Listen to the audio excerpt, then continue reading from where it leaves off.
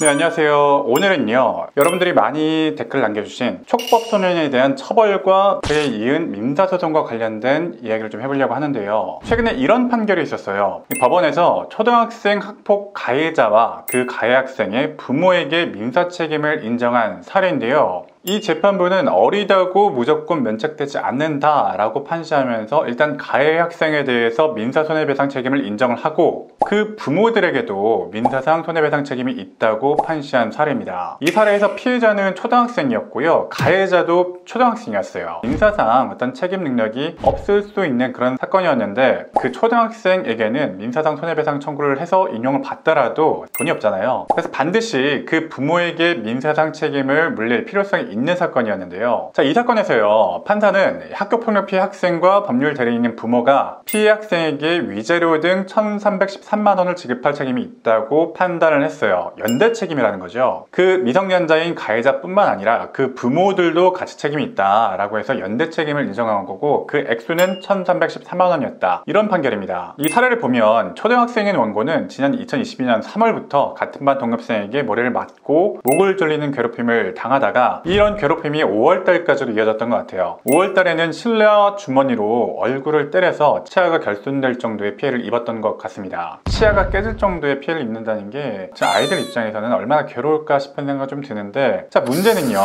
이 학교폭력심의위원회에서 가해 학생에게 학교 내 봉사 6시간, 특별교육 이수 4시간 조치 결정했습니다. 저는 사실 이 포인트에서 한번 열받고 시작했는데요. 학교 내 봉사 6시간, 특별교육 4시간, 이게 지금 학교폭력심의위원회의 실태라고 볼 수가 있습니다. 그 괴롭힘이 2달 이상 지속되고 최종적으로 상해 피해까지 입었음에도 불구하고 가해 학생 역시 초등학생이란 게 감안된 사례이겠지만 어이가 없죠. 약하게 처벌을 받는 게 맞나? 여기서 더 열받는 포인트는요, 그 가해 학생의 부모가 사과하고 합의를 시도한 것이 아니라 배째라 라는 태도로 나왔어요. 그래서 어떤 손해배상이나 어떤 합의도 하지 않고 거절하고 판단을 한 것임에도 불구하고 학교폭력심의위에서 봉사 6시간, 특별교육 4시간, 이게 현재 대한민국 학교폭력 또는 학교폭력심의위원회의 현 실태라고 볼 수가 있습니다. 너무 약한 게 아닌가 라는 생각이 좀 들어요. 어쨌든 이 피해 학생과 그 부모들은 지금 현재 민사상 손해배상은 받지 못한 상태잖아요. 치료비라든가 위자료라든가 그걸 받지 못한 상태예요. 그래서 어쩔 수 없이 그 가해 학생과 그 가해 학생의 부모들이 배짜라 라는 식으로 나오니까 민사소송까지 알아보셨던 것 같은데 좀 형편도 좀 안 좋으셨던 것 같은데 이 대한법률구조공단의 도움을 요청해서 민사소송을 진행하셨어요. 그래서 어렵게 소송을 진행하셨는데 법원은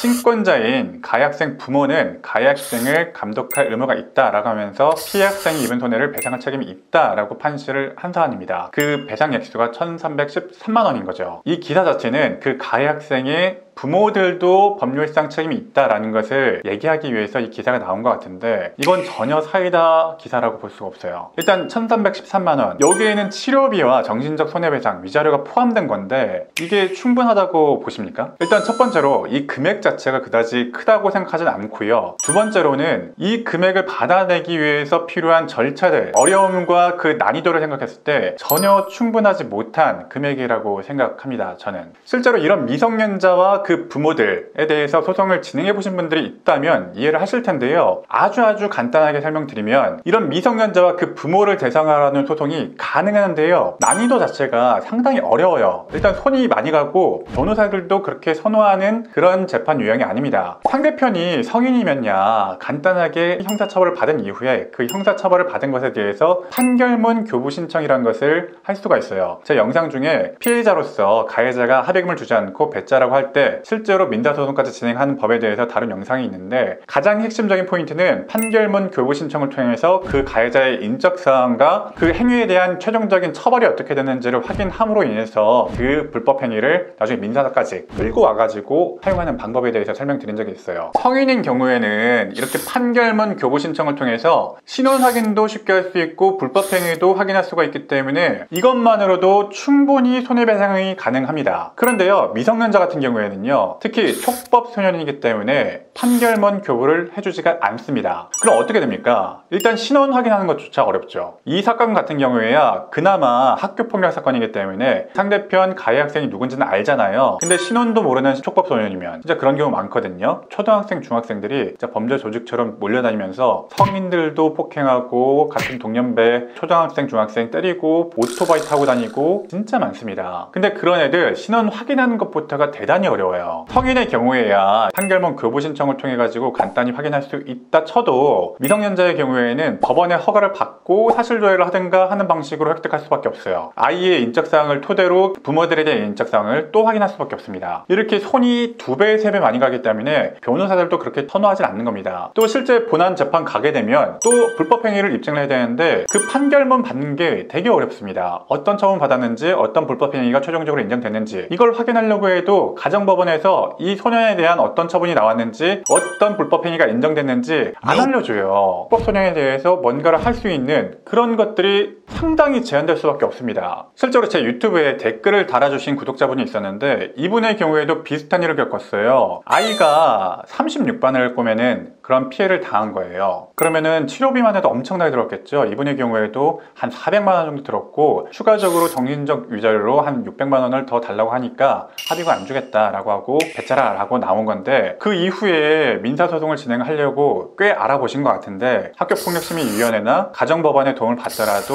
인적사항을 거의 알려주지 않습니다. 어떤 처분을 받았는지, 어떤 행위까지 인정받았는지 이런 걸 알려주지 않기 때문에 대단히 난이도가 높아지는 유형의 소송이에요. 이건 일반인이 도저히 접근할 수가 없고 변호사의 조력을 받더라도 변호사가 약간 난색을 포할 수도 있는 그런 형태의 소송이 되어버린 겁니다. 왜? 법원에서 판결문 교부도 안 해주니까, 인적사항도 알려주지 않으니까. 그래서 방법이 있다면 일단 법원에 소송을 제기한 다음에 법원의 허가를 받고 어떤 처분을 받았고 어떤 수사가 이루어졌는지에 대해서 추적을 하는 수밖에 없는데 그 허락을 안 해주면 어떻게 됩니까? 말짱 도루묵이잖아요, 소송 자체가. 그 어려운 과정을 거쳐가지고 인정받는 금액이 1313만 원, 대충 이 정도란 말이죠. 그러면 받을지 말지 모르는 이 소송을 위해서 변호사의 조력을 구하고 그 난관들을 뚫고 헤쳐나가기가, 절차를 진행하는 게 진짜 만만치 않은 결심이 필요한 겁니다. 이분의 경우에도 가정에 좀 경제적인 여유가 없어서 치료비를 빌리거나 그렇게 할 수밖에 없는 형편이신 것 같은데 이분의 피해는 누가 보상해 줍니까? 최소한 합의금이라도 지급받던가 민사적으로 추적해서 받아낼 수 있는 좀 방법을 마련을 해줘야 되는데 그런 게 전혀 없다는 게 지금 이 촉법소년 제도에 대한 문제점입니다. 어떤 절차적인 방법은 만들어줘야 되는데 도저히 어렵잖아요.